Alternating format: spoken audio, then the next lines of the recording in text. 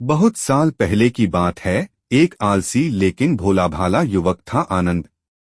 दिन भर कोई काम नहीं करता, बस खाता ही रहता और सोए रहता। घर वालों ने कहा, चलो जाओ निकलो घर से, कोई काम धाम करते नहीं हो, बस पड़े रहते हो। वह घर से निकलकर यूं ही भटकते हुए एक आश्रम पहुंचा। वहां उसने देखा कि एक गुरुजी हैं, उनके शिष्य कोई काम नहीं करते, बस मंदिर की पूजा करते हैं। उसने मन में सोचा, यह बढ़िया है, कोई काम धाम नहीं, बस पूजा ही तो करना है। गुरुजी के पास जाकर पूछा, क्या मैं यहाँ रह सकता हूँ? गुरुजी बोले, हाँ हाँ, क्यों नहीं, लेकिन मैं कोई काम नहीं कर सकता हूँ। गुरुजी, कोई काम नहीं करना है, बस पूजा करना होगी। आनंद, ठीक है, वह तो मैं कर लूंगा। अब आनंद महाराज आश्रम में रहने लगे। ना कोई काम ना कोई धाम, बस सारा दिन खाते रहो और प्रभु भक्ति में भजन गाते रहो। महीना भर हो गया। फिर एक दिन आई एकादशी। उसने रसोई में जाकर देखा, खाने की कोई तैयारी नहीं। उसने गुरुजी से पूछा, आज खाना नहीं बनेगा क्या? गुरुजी ने कहा, नहीं, आज तो एकादशी है, तुम्हारा भी उपवास है। उसने कहा, नहीं, अगर हमने उपवास कर लिया तो कल का दिन ही नहीं देख पाएंगे हम नहीं कर सकते उपवास, हमें तो भूख लगती है, आपने पहले क्यों नहीं बताया? गुरुजी ने कहा, ठीक है, तुम ना करो उपवास, पर खाना भी तुम्हारे लिए कोई और नहीं बनाएगा, तुम खुद बना लो। मरता क्या न करता। गया रसोई में। गुरुजी फिर आए, देखो, अगर तुम खाना बना लो तो राम जी को भोग जरूर लगा लेना और नदी के उस पार जाकर बना लो रसोई। ठीक है। लकड़ी, आटा, तेल, घी, सब्जी लेकर आनंद महाराज चले गए। जैसा तैसा खाना भी बनाया। खाने लगा तो याद आया, गुरुजी ने कहा था कि राम जी को भोग लगाना है। लगा भजन गाने, आओ मेरे राम जी, भोग लगाओ जी, प्रभु राम आइए, श्री राम आइए, मेरे भोजन का भोग लगाइए। कोई ना आया तो बेचैन हो गया कि यहाँ तो भूख लग रही है और राम जी आ ही नहीं रहे। भोला मानस जानता नहीं था कि प्रभु साक्षात तो आएंगे नहीं, पर गुरुजी की बात मानना जरूरी है। फिर उसने कहा, देखो प्रभु राम जी, मैं समझ गया कि आप क्यों नहीं आ रहे हैं। मैंने रूखा सूखा बनाया है और आपको तरमाल खाने की आदत है, इसलिए नहीं आ रहे हैं। तो सुनो प्रभु, आज वहां भी कुछ नहीं बना है, सबको एकादशी है, खाना हो तो यह भोग ही खा लो। श्रीराम अपने भक्त की सरलता पर बड़े मुस्कुराए और माता सीता के साथ प्रकट हो गए। भक्त असमंजस में। गुरुजी ने तो कहा था कि राम जी आएंगे, पर यहाँ तो माता सीता भी आई हैं और मैंने तो भोजन बस 2 लोगों का बनाया है। चलो कोई बात नहीं, आज इन्हें ही खिला देते हैं। बोला, प्रभु मैं भूखा रह गया, लेकिन मुझे आप दोनों को देखकर बड़ा अच्छा लग रहा है, लेकिन अगली एकादशी पर ऐसा न करना, पहले बता देना कि कितने जन आ रहे हो, और हाँ, थोड़ा जल्दी आ जाना। राम जी उसकी बात पर बड़े मुदित हुए, प्रसाद ग्रहण करके चले गए। अगली एकादशी तक यह भोला मानस सब भूल गया। उसे लगा प्रभु ऐसे ही आते होंगे और प्रसाद ग्रहण करते होंगे। फिर एकादशी आई। गुरुजी से कहा, मैं चला अपना खाना बनाने, पर गुरुजी थोड़ा ज्यादा अनाज लगेगा, वहां 2 लोग आते हैं। गुरुजी मुस्कुराए, भूख के मारे बावला है, ठीक है, ले जा और अनाज ले जा। अब की बार उसने 3 लोगों का खाना बनाया, फिर गुहार लगाई, प्रभु राम आइए, सीता राम आइए, मेरे भोजन का भोग लगाइए। प्रभु की महिमा भी निराली है, भक्त के साथ कौतुक करने में उन्हें भी बड़ा मजा आता है। इस बार वे अपने भाई लक्ष्मण, भरत, शत्रुघ्न और हनुमान जी को लेकर आ गए। भक्त को चक्कर आ गए, यह क्या हुआ, एक का भोजन बनाया तो 2 आए, आज 2 का खाना ज्यादा बनाया तो पूरा खानदान आ गया। लगता है आज भी भूखा ही रहना पड़ेगा। सबको भोजन लगाया और बैठे बैठे देखता रहा। अनजाने ही उसकी भी एकादशी हो गई। फिर अगली एकादशी आने से पहले गुरुजी से कहा, गुरुजी, ये आपके प्रभु राम जी अकेले क्यों नहीं आते, हर बार कितने सारे लोग ले आते हैं, इस बार अनाज ज्यादा देना।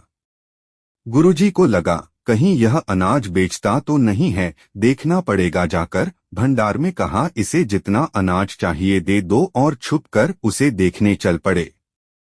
इस बार आनंद ने सोचा, खाना पहले नहीं बनाऊंगा, पता नहीं कितने लोग आ जाएं, पहले बुला लेता हूं फिर बनाता हूं। फिर टेर लगाई, प्रभु राम आइए, श्री राम आइए, मेरे भोजन का भोग लगाइए। सारा राम दरबार मौजूद। इस बार तो हनुमान जी भी साथ आए, लेकिन यह क्या प्रसाद तो तैयार ही नहीं है। भक्त ठहरा भोला भाला, बोला, प्रभु इस बार मैंने खाना नहीं बनाया। प्रभु ने पूछा, क्यों? बोला, मुझे मिलेगा तो है नहीं, फिर क्या फायदा बनाने का, आप ही बना लो और खुद ही खा लो। राम जी मुस्कुराए, सीता माता भी गदगद हो गई उसके मासूम जवाब से। लक्ष्मण जी बोले, क्या करें प्रभु? प्रभु बोले, भक्त की इच्छा है, पूरी तो करनी पड़ेगी, चलो लग जाओ काम से। लक्ष्मण जी ने लकड़ी उठाई, माता सीता आटा सानने लगी, भक्त एक तरफ बैठकर देखता रहा। माता सीता रसोई बना रही थी तो कई ऋषिमुनि, यक्ष, गंधर्व प्रसाद लेने आने लगे। इधर गुरुजी ने देखा खाना तो बना नहीं, भक्त एक कोने में बैठा है। पूछा, बेटा क्या बात है, खाना क्यों नहीं बनाया? बोला, अच्छा किया गुरुजी आप आ गए, देखिए कितने लोग आते हैं प्रभु के साथ। गुरुजी बोले, मुझे तो कुछ नहीं दिख रहा तुम्हारे और अनाज के सिवा। भक्त ने माथा पकड़ लिया, एक तो इतनी मेहनत करवाते हैं, प्रभु भूखा भी रखते हैं और ऊपर से गुरुजी को दिख भी नहीं रहे, यह और बड़ी मुसीबत है। प्रभु से कहा, आप गुरुजी को क्यों नहीं दिख रहे हैं? प्रभु बोले, मैं उन्हें नहीं दिख सकता। बोला, क्यों? वे तो बड़े पंडित हैं, ज्ञानी हैं, विद्वान हैं, उन्हें तो बहुत कुछ आता है, उनको क्यों नहीं दिखते आप? प्रभु बोले, माना कि उनको सब आता है, पर वे सरल नहीं हैं तुम्हारी तरह, इसलिए उनको नहीं दिख सकता। आनंद ने गुरुजी से कहा, गुरुजी प्रभु कह रहे हैं आप सरल नहीं हैं, इसलिए आपको नहीं दिखेंगे। गुरुजी रोने लगे, वाकई मैंने सब कुछ पाया पर सरलता नहीं पा सका तुम्हारी तरह, और प्रभु तो मन की सरलता से ही मिलते हैं।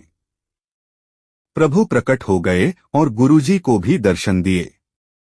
इस तरह एक भक्त के कहने पर प्रभु ने रसोई भी बनाई। कर्म किए जाओ, फल की चिंता मत करो। आत्मा अमर है, इसलिए मरने की चिंता मत करो। इस संसार में कुछ भी स्थायी नहीं है। नरक के 3 द्वार हैं, काम, क्रोध और लोभ। मौन सबसे अच्छा उत्तर है किसी ऐसे व्यक्ति के लिए जो आपके शब्दों को महत्व नहीं देता। आत्मा का अंतिम लक्ष्य परमात्मा में मिल जाना होता है। धर्म केवल कर्म से होता है, कर्म के बिना धर्म की कोई परिभाषा ही नहीं है। अहंकार करने पर इंसान की प्रतिष्ठा, वंश, वैभव तीनों ही समाप्त हो जाते हैं। मैं सभी प्राणियों के हृदय में स्थित आत्मा हूँ। मैं सभी प्राणियों का आदि, मध्य और अंत भी हूँ। सत्य कभी नष्ट नहीं हो सकता। अच्छा करने से नहीं डरना चाहिए। समय कभी नहीं रुकता। आज यदि बुरा चल रहा है तो कल अवश्य अच्छा आएगा। आप केवल निस्वार्थ भाव से कर्म कीजिए, केवल वही आपके हाथ में है। मनुष्य कितना भी गोरा क्यों ना हो, परंतु उसकी परछाई सदैव काली होती है। मैं श्रेष्ठ हूँ, यह आत्मविश्वास है, लेकिन सिर्फ मैं ही श्रेष्ठ हूँ, यह अहंकार है। व्यक्ति जो चाहे बन सकता है, यदि विश्वास के साथ इच्छित वस्तु पर लगातार चिंतन करें। प्रेम सदैव माफी मांगना पसंद करता है और अहंकार सदैव माफी सुनना पसंद करता है। जो रास्ता ईश्वर ने आपके लिए खोला है, उसे कभी भी कोई बंद नहीं कर सकता। मनुष्य का जीवन केवल उसके कर्मों पर चलता है। जैसा कर्म होता है, वैसा उसका जीवन होता है। एक बार माफ करके अच्छे बन जाओ, परंतु दोबारा उसी इंसान पर भरोसा करके बेवकूफ कभी न बनो। मन की गतिविधियों, होश, श्वास और भावनाओं के माध्यम से भगवान की शक्ति सदा तुम्हारे साथ है। जीवन में आधे दुख इस वजह से आते हैं क्योंकि हमने उनसे आशाएं रखी जिनसे हमें नहीं रखनी चाहिए थी। मैं ही इस सृष्टि की रचना करता हूँ, मैं ही इसका पालन पोषण करता हूँ और मैं ही इस सृष्टि का विनाश करता हूँ। जब संसार में धर्म की हानि होगी, अधर्म की विजय, तब मैं इस पृथ्वी पर अवतार लूंगा। शांति से भी दुखों का अंत हो जाता है और शांत चित्त मनुष्य की बुद्धि शीघ्र ही स्थिर होकर परमात्मा से युक्त हो जाती है।